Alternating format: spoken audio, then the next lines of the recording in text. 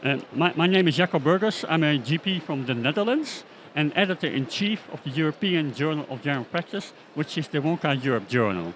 Hi, I'm Orla Whitehead. I'm a GP in the northeast of England and I work at Newcastle University. I research spiritual health as my main research interest, but also how that overlaps into burnout as a sort of insult to meaning and purpose, and how that affects our workforce.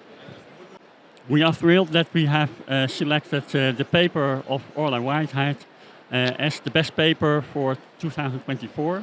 So she won the Best Paper Award of the European Journal of General Practice. So many congratulations to you and your team. Yeah? We selected it from all the publications in our journal, and we were really thrilled and also a bit shocked about the paper, with so many compelling quotes included in the paper. Could you tell me more about your study? So I was really lucky to have such an honest group of GPs giving me a really, I think, stark picture of what burnout looks like for them.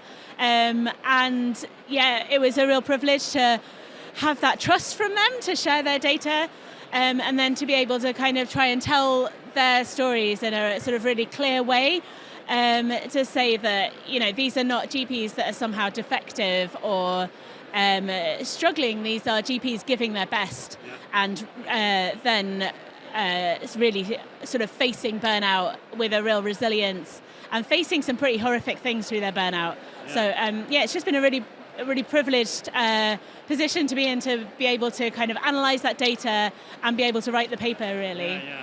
How did you select the GPs? You interviewed 16 GPs. How did you select them?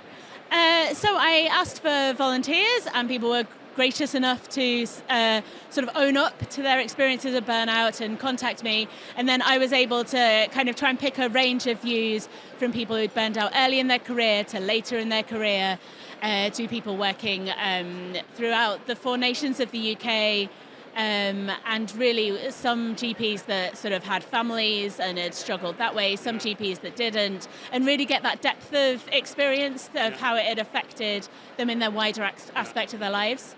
It was a diverse, and it's a problem in the UK, the workforce and the burnout.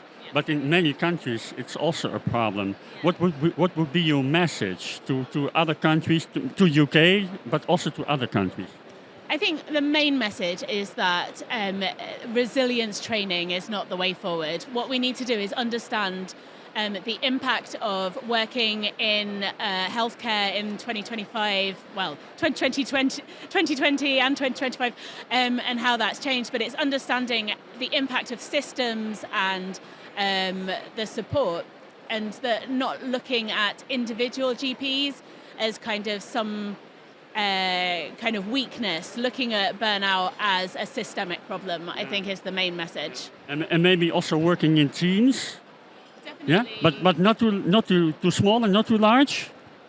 Yeah, I mean, certainly the data I have on working in teams is that it's about being understood within the team, and about having that wider support and identity in practicing in the way that you want to practice seems to be really important.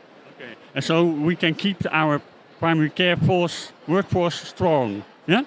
Okay, that's the hope. I think the thing is that the primary healthcare force is already strong, and when people have gone through these dark times, that's not necessarily a sign of weakness, it's a sign of the system under immense stress. Thank you very much, Orla, for being here. Yeah?